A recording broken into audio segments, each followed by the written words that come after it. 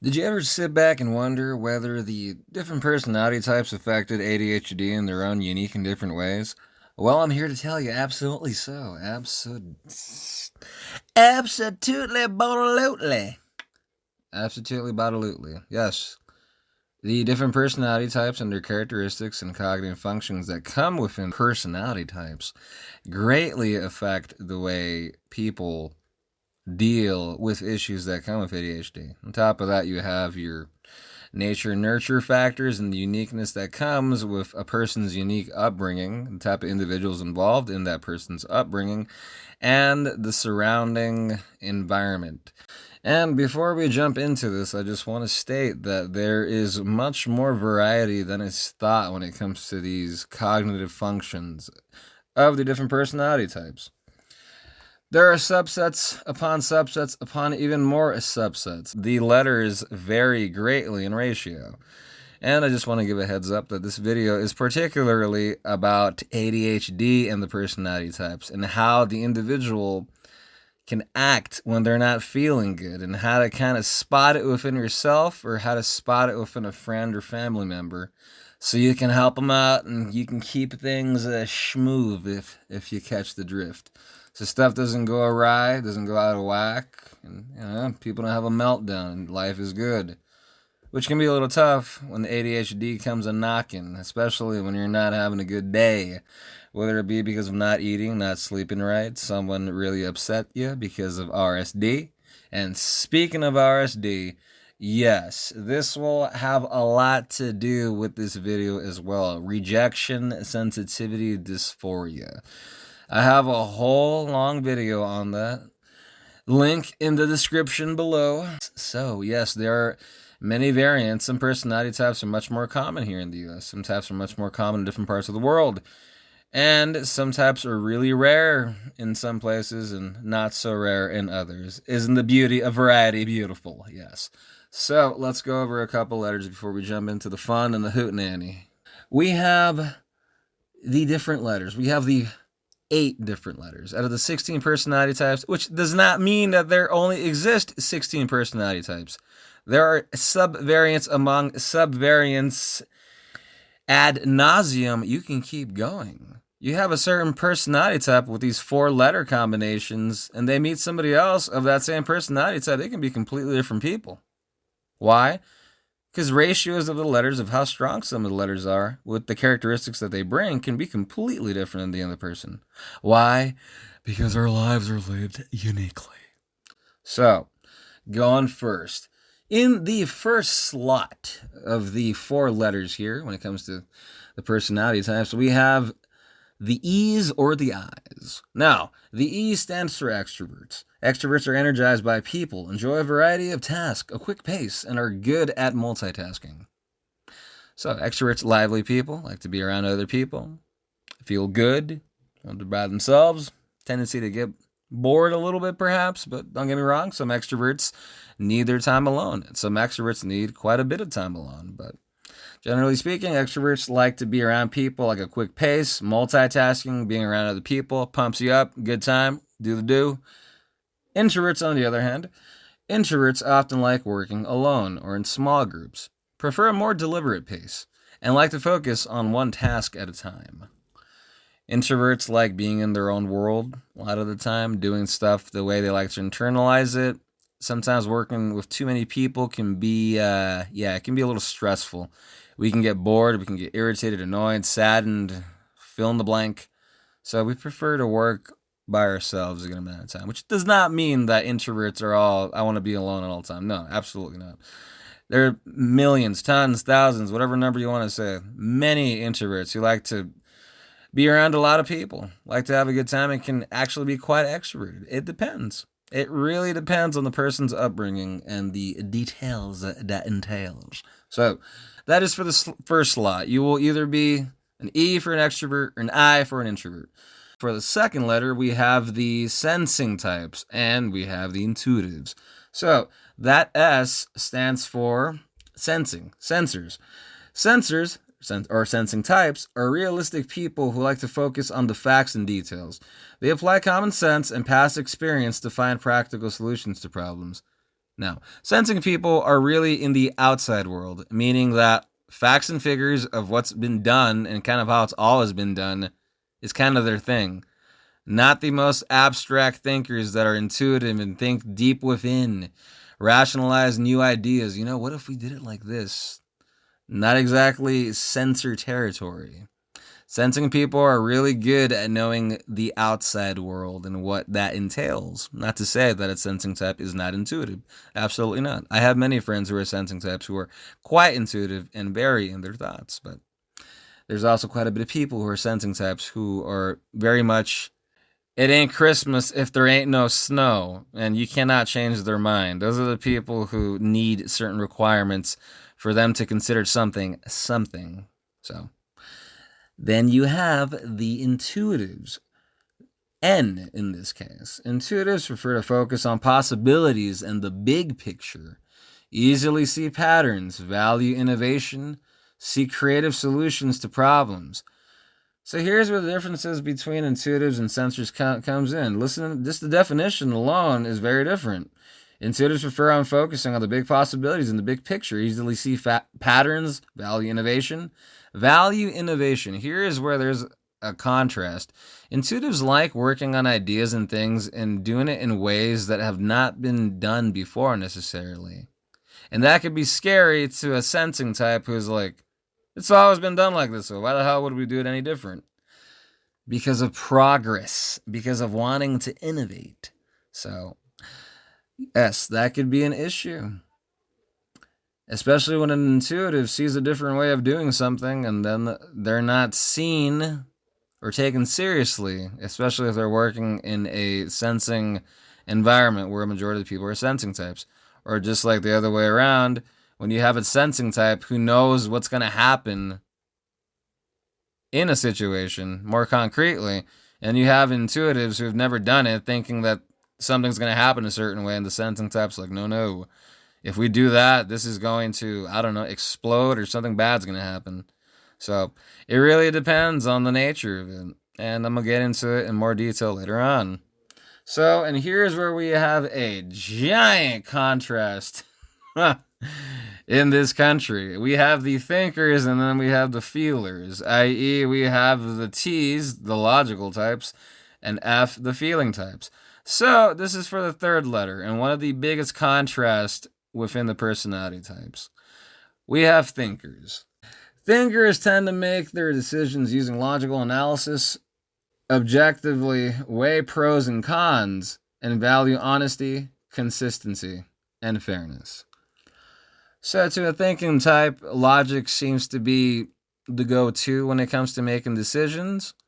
And a value of fairness. If something occurs, usually logical types, if something happens, they cannot get angry with something, or they don't get angry with something if it's not realistic or logical. There's not much of a concern to logically concern yourself with something that is not logically realistic or possible to happen. A lot of logic in logical types, which can also be difficult as well, because logic is not the only thing you have to use when making a decision. Sometimes we have to understand the emotions and the feelings behind some of the people that we're working with and why they do what they do. So a balance is definitely needed. We have now the feeling types, which would be the other letter in the scenario, which we would term these the feelers. Feelers tend to be sensitive and cooperative and decide based on their own personal values and how others will be affected by their actions. Notice how there's much more of a camaraderie vibe amongst feelers. They tend to be sensitive and cooperative and decide based on their own personal values. Key phrases there. Own personal values. And how others will be affected by their actions. Here's where a logical type is, okay, does that really matter? Do other people's feelings in this scenario matter? And that could be a sense of a lot of conflict, because sometimes a decision needs to be made where there's going to be a certain group of people, a certain person, a large group of people, whatever number it may be, that might not like what's going to happen. But for the better of the business, of the situation, of the overall circumstance, some things need to happen. And sometimes that disrupts the harmony of what's going on. So it's the means of how to approach that, how to find that balance. That's why in certain situations, there's always going to be a group of people, or one person, or a few people, however many, that is not going to like the outcome, and there's going to be the opposite group that's going to like the outcome.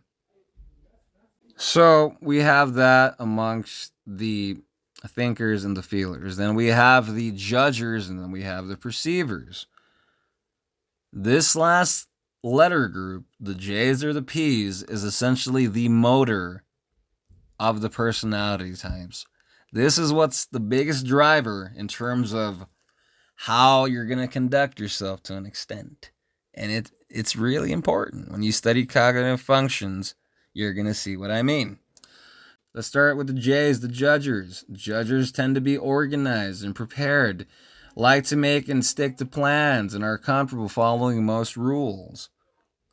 So J's, they're going to know what they're going to be doing, especially if they're pretty strict with themselves. They're going to know what they're going to be doing next week at 5 o'clock on Tuesday. They're going to exaggeratedly plan when they're going to use the restroom. And they like making schedules and like sticking to them. Not really good at improvising sometimes because of that. Not really good at improvising. Sometimes they don't like changing plans. They like making a plan. They have an idealization sometimes of the way stuff should be. And there's going to be a problem with that person either internally or outwardly, depending on the rest of the personality type characteristics. So, overall, judgers like to plan, be organized, stick to plans, and have an idealization of how certain situations should be. Then we have the other letters.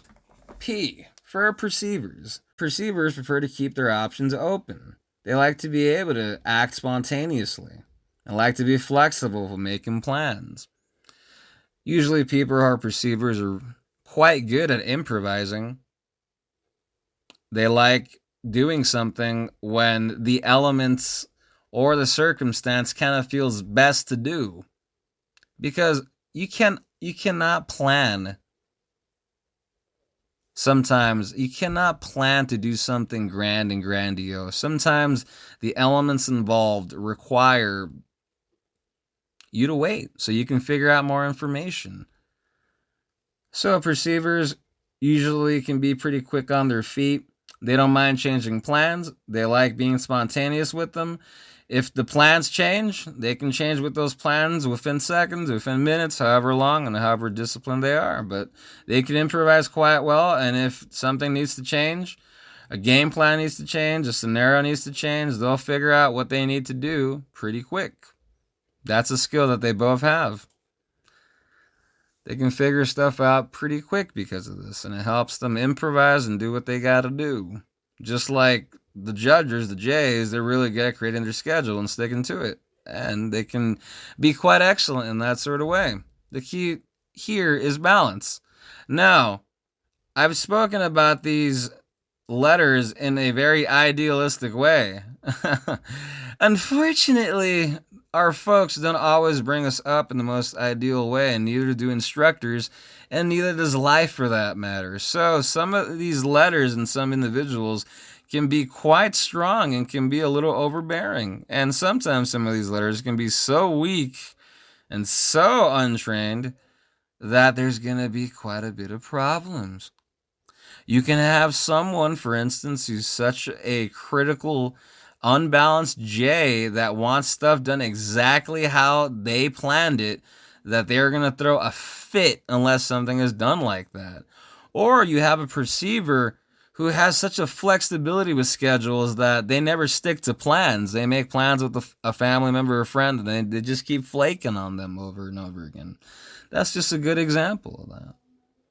I can give you many, many examples for each of the letters, but I'm not, because we're going to jump into the different personality types now. Now you got an idea of what the different letters represent. So if you want to take this test before we dive into the personality types to see what personality type you are as the listener, I left a link yet again down below that you can see. Okay? The Myers-Briggs exam. It's going to take you roughly, I don't know, I would say maybe 20 plus minutes. And if you take the test, I recommend you take it twice and you give answers that are honest, really honest, not your ideal version of yourself, but how you really are and how you really act and what you really believe with those questions. Don't try to sound amazing. Don't try to sound bad. Be as honest as you can and take the test twice so you can have a pretty concrete idea of what personality type you might be. Okay? The more honest you are, the better the results, the more this video will help you out. So I'll be waiting right here until you get back.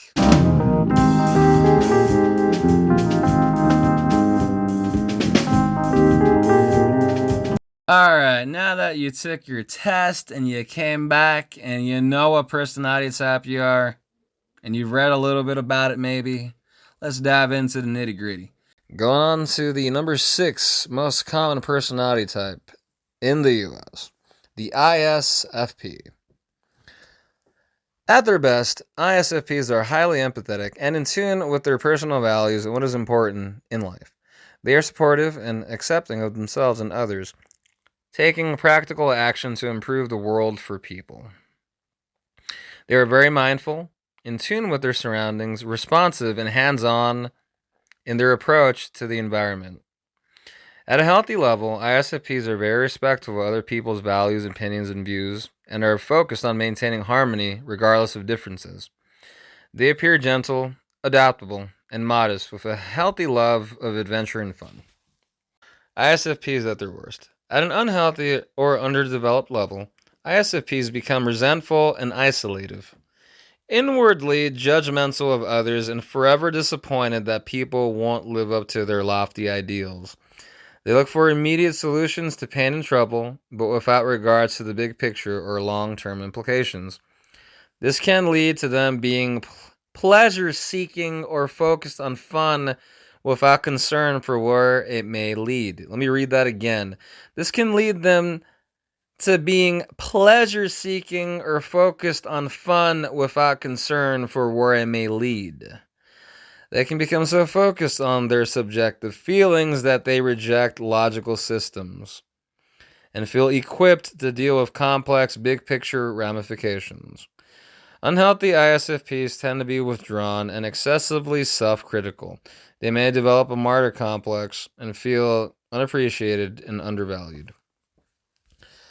So, an ISFP, when they're unhealthy, they can be really touchy when it comes to criticism, meaning that they can go off on somebody who criticizes or critiques or says, some piece of advice.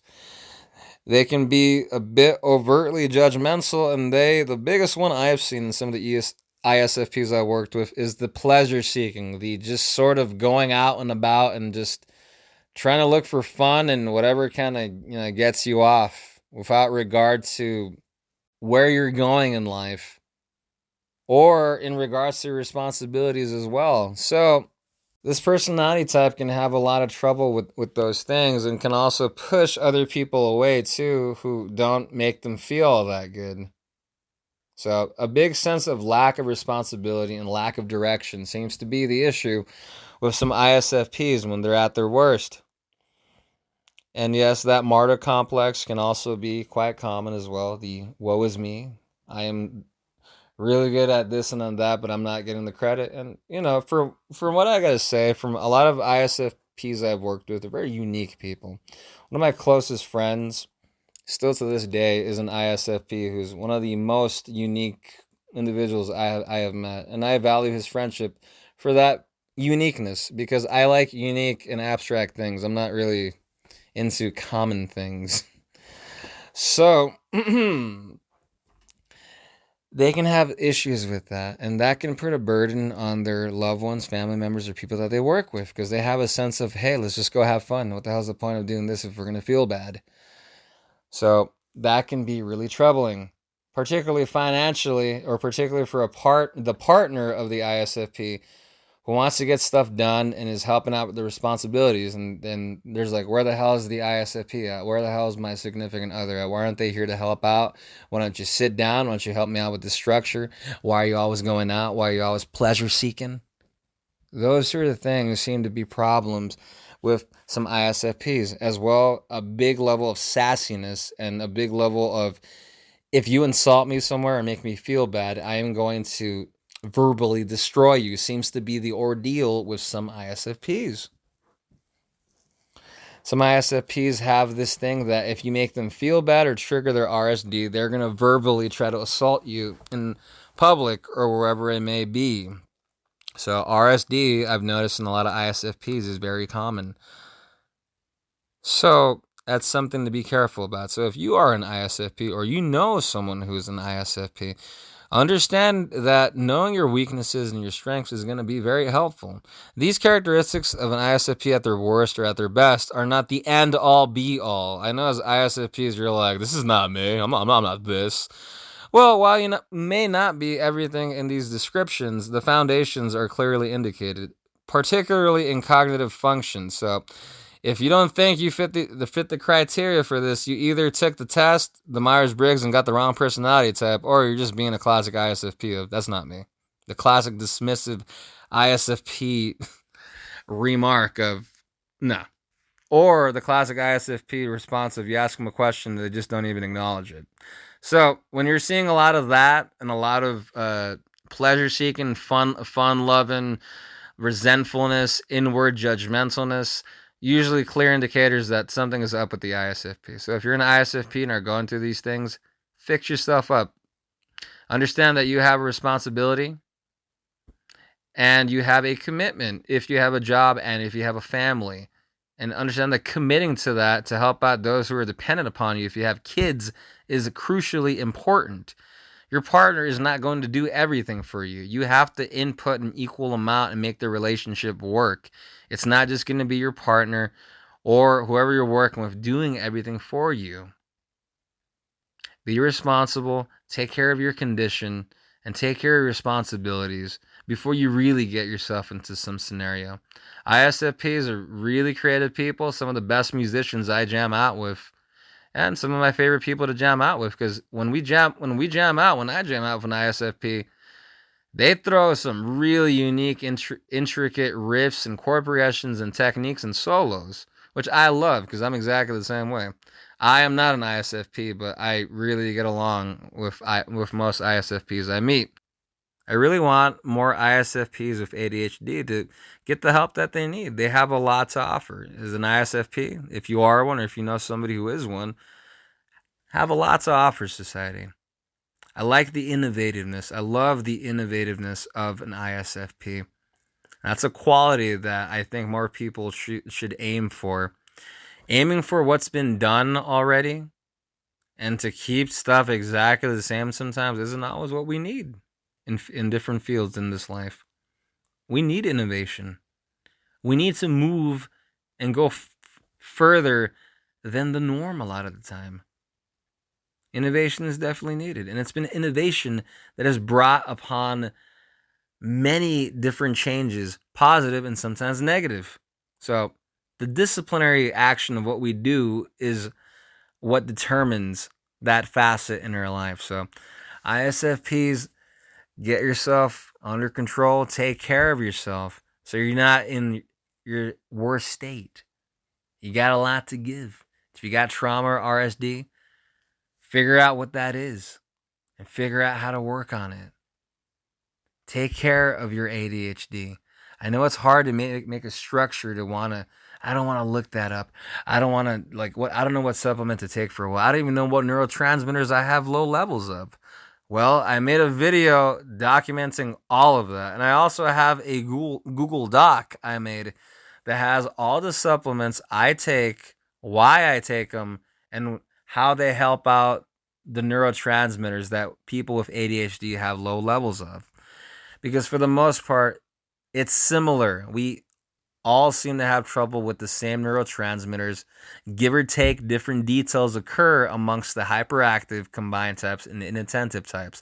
So if you don't know what type of ADHD you have, first off, go and find out whether you are a pure hyperactive type, a combined type, or an inattentive type.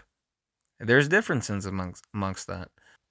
So you get that under control, and I'm pretty sure you're going to be able to help out your life and the lives of many other people, and there's going to be a lot of fun and shenanigans and all that good stuff that ISFPs like. So I have a lot of hope.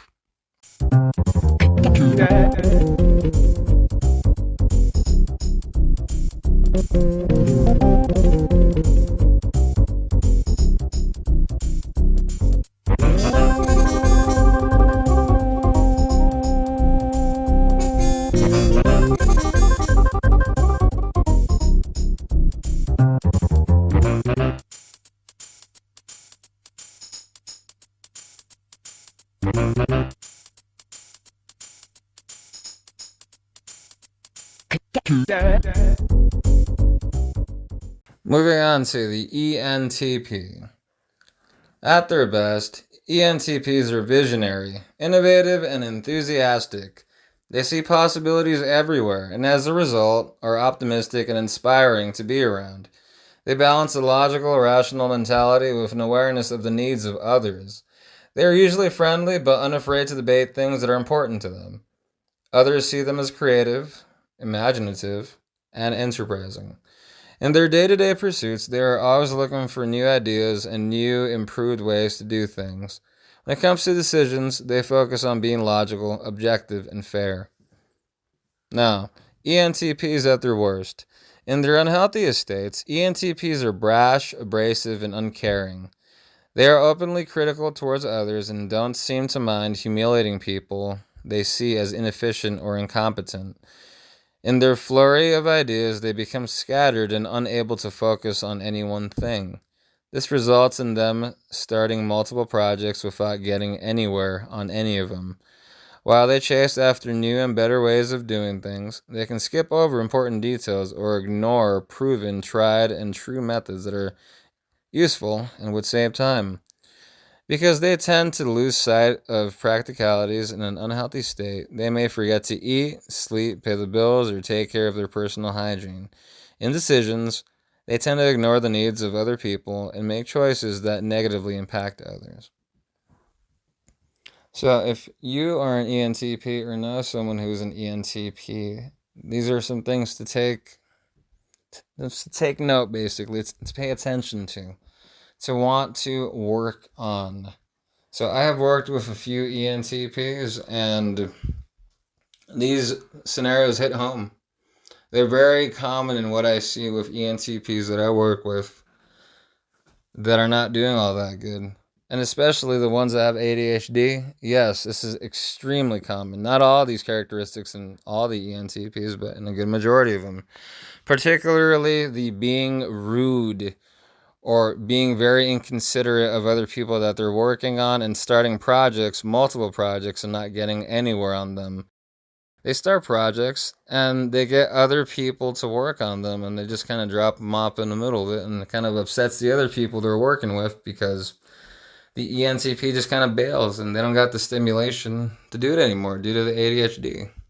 So this rudeness and this sort of neglectfulness and sort of like living in a very unhealthy manner a lot of the times comes from the ADHD and not looking or not taking care of the areas that we need to take care on. So like I mentioned before, sleep and eating, if that's neglected, the ENTP is going to be a lot more sloppy, a lot more absent-minded, and is going to sometimes say or do things that the ENTP otherwise wouldn't do if they were doing better. So, sounds like common sense, but yes, now that we know these factors of what can happen when an ENTP is at their worst, these are things to look out for. So, how do we look out for these things? We make sure that we sleep right. We make sure that we eat right on a more consistent basis. If we know these are our problems and do nothing to want to help them out, we are being neglectful of ourselves And we are thereby being neglectful of those around us. And then for those smart Alex that, I work from home. Well, at the same time, you're not doing yourself any favors. I'm not telling you what to do. I don't want to tell you what to do. This is just an advice. But seek to improve yourself. Seek to want to improve your ADHD. There's so many possibilities an ENTP can do, especially out in the work field, especially with such a logical, fast mind. Yes, absolutely. The possibilities are endless for ENTPs. Now, I know from working with a lot of ENTPs that they would not believe that if that was told to them, that they have a lot of possibilities, are really intelligent. Because a lot of ENTPs who have ADHD and have not taken care of themselves can sometimes feel like, I'm not all that good. I don't know how to do these things. Like, how can I reach my full potential? Or sometimes they might not believe that their full potential is even good enough. Well, if you're an ENTP who doesn't believe that they're good enough, it's because perhaps you haven't ever reached your full potential. And if you have, it was short-lived due to the ADHD. That's what kind of happens. You get the help you need sometimes. You try to get a good amount of sleep. You try to eat good. You try to do the rest of the stuff you do. But the ADHD gets in the way and then you fall off the wagon, so to speak, with what you need to do. And then it's annoying to have to keep restarting over and over again. But if you haven't given supplements a try, I would highly recommend you get your neurochemistry on check. Having ADHD includes having low levels of multiple neurotransmitters. Just getting help with that and the supplements alone is going to make a huge amount of difference in your ADHD. I have a link down below in case you want to check out a video I made on the neurotransmitters that people with ADHD have low levels of and what we can do about it, what our options are. There are multiple options that we have. I made a Google Doc where I included all the supplements that I personally take myself and how they help out people with ADHD. So if you want to take a look, I'll leave a link for these supplements down below if you want to take a look as well. So if you're someone who's dating someone or married to someone or have a friend who's an ENTP and you notice these characteristics about them, bring this to their attention. And don't do it in a negative, condescending, pointing the finger type of attitude. ENTPs can be very sensitive sometimes, especially if they feel you're trying to compare them to somebody or make them do something. Particularly something where it's going to make them feel insecure. So, do it in a nice way and do it when they're in a good mood. So, as ENTPs, sometimes we can be a little neglectful of our needs. That cannot be taken lightly, because if you're neglectful of your needs, your sleep, the eating, whatever else it may be, life becomes really rough. And you just want to logically give people who just annoy you a verbal assault. And we got to be careful with that, because a lot of the time we're working with other people who are not at the same level, or perhaps some people who cannot handle the criticism or what you're saying for their own reasons. We're just different people, so we got to take that into consideration. We can't let the ADHD overtake us and then treat people harshly because of it and have that be an excuse. So I advise to give the supplements a shot. And if you really want to, go for the long haul, give supplements and medication a try and go get yourself evaluated if you haven't. And if you're not too sure about it, give it some thought. It can really make a difference and can turn your life around. And if you don't know what your true possibility is, if you've never gotten the help for your condition, then you truly do not know what your true potential is. You don't know what you're like at 100%. So why not go out there and find out? Okay? Take that as a challenge. For me, to all the ENTPs listening out there, if these scenarios that are brought up here of an ENTP at their worst, if they relate to you or you know someone who they relate to and want to get them help, talk about these things. Reflect upon these ideas. Believe me, in the long run, it'll do you a lot of good.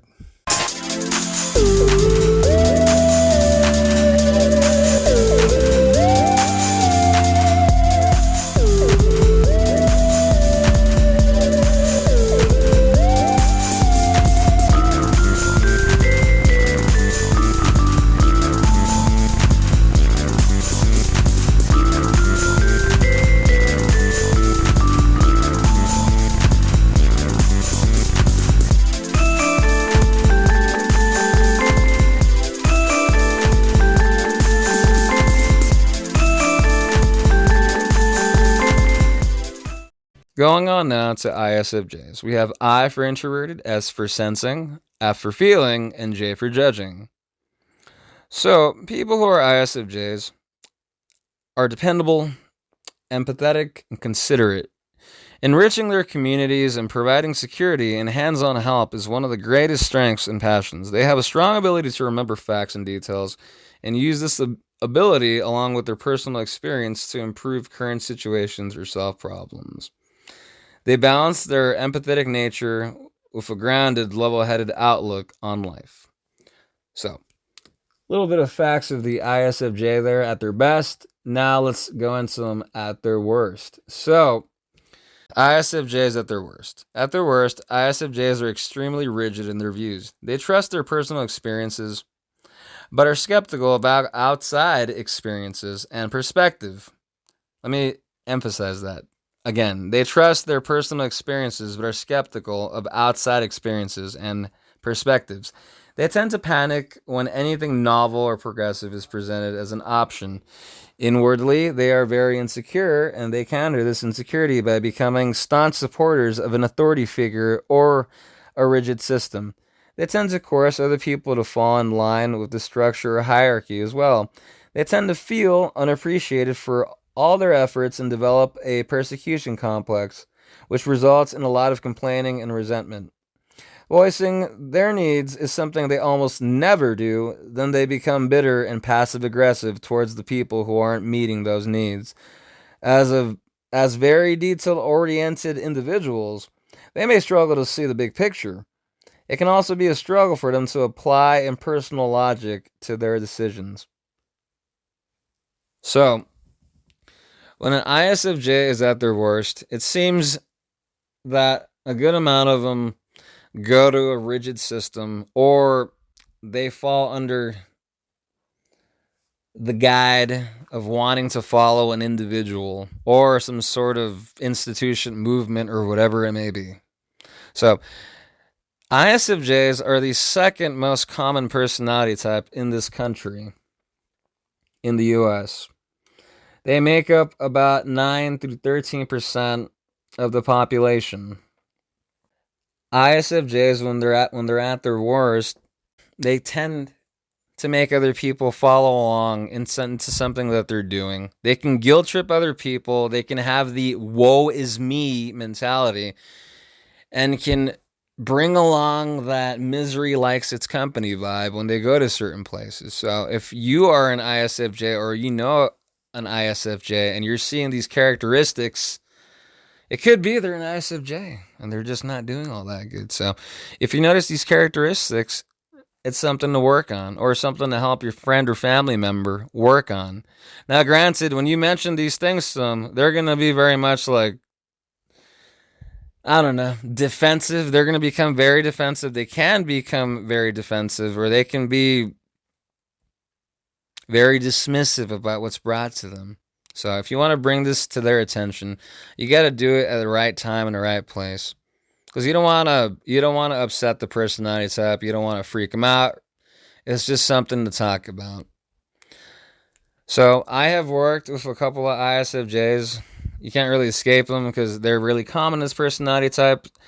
And one of my closest female friends in high school and middle school was a ISFJ. And I started noticing that when she started feeling bad, and feeling bad. I'm not exactly sure what was going on in her life, but I went to a different high school, and then I ended up seeing her again a little bit afterwards, and I started noticing these characteristics about her that are very reminiscent about the definition of what I'm reading here. I'm not saying that all ISFJs act the same when they're at their worst or when RSD has been triggered, but Yes, there have definitely been a theme of these common things. What I have noticed is, yes, they will start falling behind some sort of individual, or like, this person is the person I need to strive to be like. I'm going to listen to what they do. Kind of akin to Dee Dee from the Rugrats to Dr. Lipschitz. I'm not saying Dee Dee was an ISFJ, but you see what I mean? She was just really obsessed with this one German psychologist, ironically enough. Very stereotypical psychologist, and she kind of was trying to raise her kids exactly to the extent of what Dr. Lipschitz would say was needed in terms of raising kids. And ironically enough, the running joke was that guy was a hack psychologist in the show. So anyway, I digress. If you see these characteristics, you see the ISFJ being really woe is me, being passive aggressive, screwing people over behind their back, or things of that nature, yes, the ISFJ, for the most part, might not be doing all that good. And if you are an ISFJ, and you're probably telling yourself, knitting your teeth, that's not me, I don't do that. Well, if now is not the time for you to be ready to digest that, then take some more time to digest that. See, is that really me? Do I do those things? What do I do when I'm upset? Do I really cause these issues to come up? How much? How little? I know sometimes it hurts to think about the damage that we sometimes do to situations and people, but we got to take responsibility for our actions here, folks. We got ADHD. We better be taking care of our condition, because if we don't, we are being negligent. And you don't want to be negligent in your life, especially if you're a mother or a father, or you're a caretaker of some sort for a group of people, for a certain place, and you have ADHD. You have people depending on you, and you got to make sure you are at your best level, or at least as much as you're capable of, to be able to handle that. Otherwise, you are doing a disservice to the people you're helping out.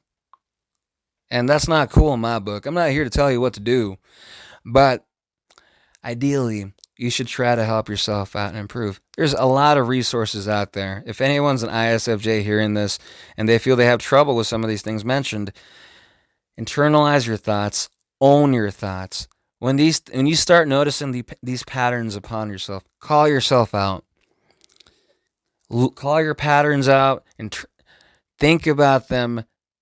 Think of ways to stop them. Research things on Google and how to be able to take care of yourself, and how to not enter that zone, and how to stop yourself from entering that zone to begin with. The biggest thing you can do is call out your thoughts when you start feeling like that. When you start doing those habits, be like, okay, I'm doing these things again. I need to stop. And you're not going to be able to stop fully right away. But over time, if you keep having discipline of your thoughts and not letting them get all over the place, you can definitely do that. And if you have ADHD, a lot of the times that's really hard to do. So here's where supplements come into play. Supplements and, of course, the medication, if you want to give that a try too. You want to give supplements and medication a try? Oh, that is a great combination. I had a lot of intrusive thoughts growing up. As soon as I started taking medication for my condition along with supplements, I was in control of my mind. I was in control of my thoughts. Then I had to resolve the trauma that I had in my own life and the triggers that I had myself. If I know about that stuff and don't do anything about it, I'm being irresponsible. So as an ISFJ, the responsibility to help yourself out is just as important to help those loved ones and friends you have around you. Do yourself a favor. Get the help that you need. Whether it be with supplements or getting your trauma under control. Such a lovely personality type should not go to waste and remain in this negativity just because of not taking care of themselves. You got so much to give as an ISFJ. It's unfortunate that sometimes we got to remain down. So pick yourself up. Fight the good fight.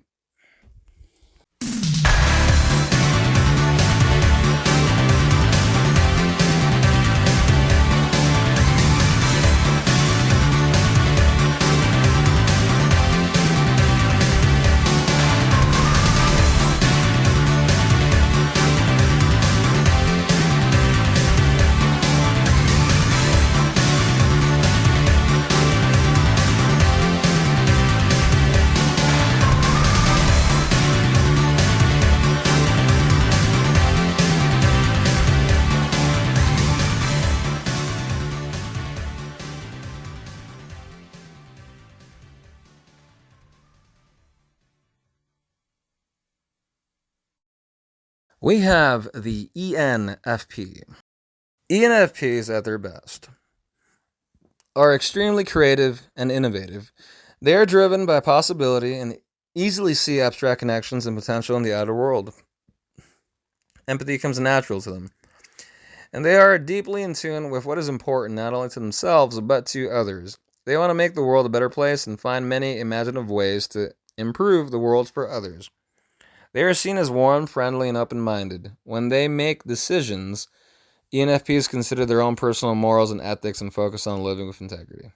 So, ENFPs at their worst jump from idea to idea without seeing any of their thoughts to fruition. They become scattered, have trouble focusing, and are easily distracted. They reject procedure, rules, and deadlines, seeing all of them as confining instead of looking at them critically and accepting the good while leaving the bad. Because of this, they tend to appear excessively rebellious and individualistic.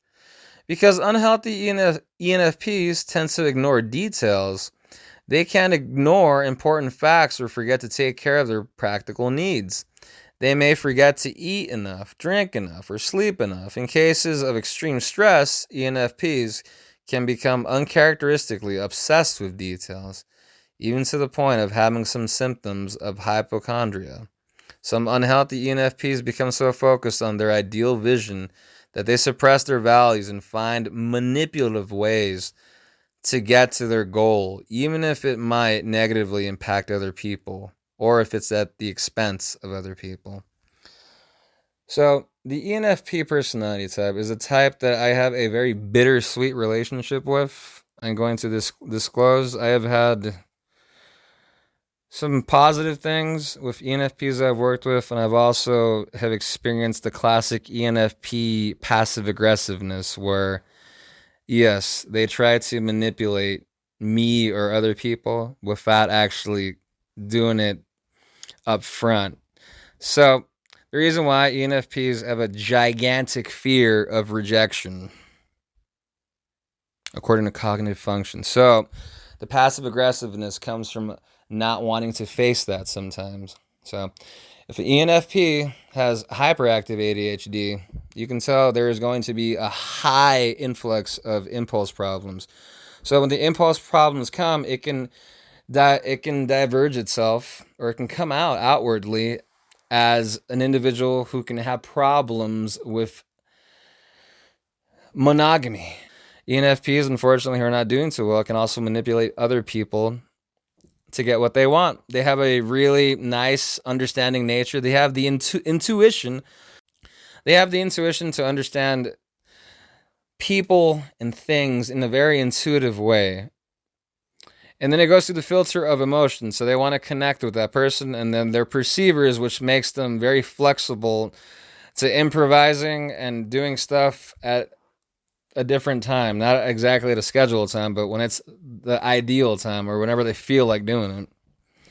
So, in this regard, from some of the ENFPs I have worked with, I have especially the ones with ADHD, I have noticed quite a bit of problems. For one, very forgetful memory, very scatterbrained, very unorganized, or meticulously organized with details. Unfortunately, people who I have seen that are pretty organized sometimes with that, who are ENFPs and aren't doing too good, are also really good at manipulating other people to get what they want from them. And that's something that is quite sad to me, because I have seen many friends of mine and have heard many stories from clients who have basically been manipulated by an ENFP. So if you are an ENFP and hearing this video, understand that you are responsible for your actions. And if you have manipulated someone or a certain situation, that's not cool. And understand that people are not at your disposal. If you're going to be manipulating people like that, or if you are not an ENFP and are hearing this video and know someone who isn't an ENFP or someone who's being manipulated by an ENFP, help them out. It's very unfair that sensing types sometimes have to suffer because of the manipulation of an intuitive type, or the other way around too. It just seems that the ENFP, since they have such a skill of diving deep into understanding somebody, they can sometimes use that to their advantage, and to the other person's disadvantage. The classic ENFP tactic of flirting and of misguiding other people to think that, oh, hey, this person might be flirting with me. That's a classic ENFP characteristic, to make other people think that they are flirting with them. ENFPs are known for flirting with people they have no feelings for. They just want to make the person feel good. So if you're an ENFP and you don't got your stuff together, here's what you got to look out for. You got to look out for a tendency to just make plans and then just drop them. If you feel you're really scatterbrained, you got a bunch of ideas going on, but you can't really get something there, and if you feel like you're forgetting stuff, you're scatterbrained, and you have an impulse to just feel good all the time through whatever means necessary, then yeah, something's going down. There's some stress going down in your life, and you got to work on that. If you're the type of ENFP whose word doesn't mean anything, you make promises to people and you don't keep them, that stuff matters. You're hurting people. You're bumming people out. People got their own trauma and their own RSD if they got ADHD. So if you're making plans with people and you're not coming through and you're leaving people hanging and you're manipulating people by sleeping with other people just to get to certain places, it's a very messed up thing to do. And if you know somebody who's an ENFP who's doing that, you need to talk to them and help them out, especially if they're your friend and someone who's in need of help. So if you yourself are an ENFP and you feel guilty of any of these things, you got to start working on them. You got to work on these things to make sure you're not causing harm to people who don't deserve to be caused harm to. If you're an ENFP who has issues with structure, then you got to go and look at ways. You got to do your research. You got to sit there and give time to what's not fun sometimes. Not everything is going to be fun. Outdoors, you go amongst other people. No. Sometimes you got to just sit there and you got to work on yourself. You got to do the stuff that's not fun. Otherwise, you're going to remain in this negative zone. The biggest issue I've seen with ENFPs that I've worked with is that they don't want to stop having fun. Every day is just a new opportunity to get their kicks in some sort of way. You gotta understand there's a time and place for everything. And if you have a really hard time structuring yourself, then you need to balance out that letter P. You need to balance out that perceiver function and balance it out with the J function and learn how to structure your life. Learn how to make your word mean something to people so you don't let people hanging. Because let me tell you something. There's a lot of people who have RSD from being flaked on over and over again. So if you're going to flake on people and leave them hanging, guess what? Some of your friends and close family members are going to tell you to get the hell out of their life at some point. So you owe it to your friends and family members and those you work with to get your act together. Not everything is going to be fun. Not everything is going to be, hey, look, we're going to have a good time. No. You got to work on yourself. You got to discipline yourself. And you got to get at it. Continuously get at it. It's not going to happen all in one night or in one day or in 1 week or in 1 month. The more undisciplined you are and the more you haven't known about your own condition, the tougher it's going to be. First and foremost, take care of your ADHD. Then take care of the trauma or RSD you've been through. Start taking supplements to help out the difficulty of the ADHD and then go and do those things. Believe me, it'll make a world of difference. There's supplements to help out issues with memory. There's supplements to help with intruding thoughts, etc., etc. I have a 40-something minute video, and I have a link about it down below if you want to check it out, just to get some ideas out there. The help is out there. You can make your life a whole lot better and cause a lot less people harm if you take care of yourself first. If you know somebody or you have been damaged or hurt by somebody who's an ENFP who has ADHD and did these things, remember, don't take it too personal. They might have not known what they were doing. Because when you have ADHD and you have this is stuff that's not common knowledge. How do you expect someone to be courteous or have common courtesy for you for a condition that's not really well known? The rest of the world just thinks, oh, you have ADHD. Oh, it's just a kid that can't stop moving and it goes away when you're an adult. Absolutely not. ADHD, for a good amount of people, is a lifelong struggle. It's a lifelong thing. But thankfully, there are remedies out there for that. There's medications, different types of medications, different type of supplements you can take. You mix those two together, you work on your trauma, you work on the RSD if you need to. Believe me, it can be done. I know how beautiful an ENFP can be, both inside and out. Unfortunately, the ADHD can make ENFPs come off as horrible people. But I know that they're not. I've worked with ENFPs as well, who are really giving. Some of the nicest people you're ever going to meet. So I want to see more of that in the ADHD community, as I know it's possible.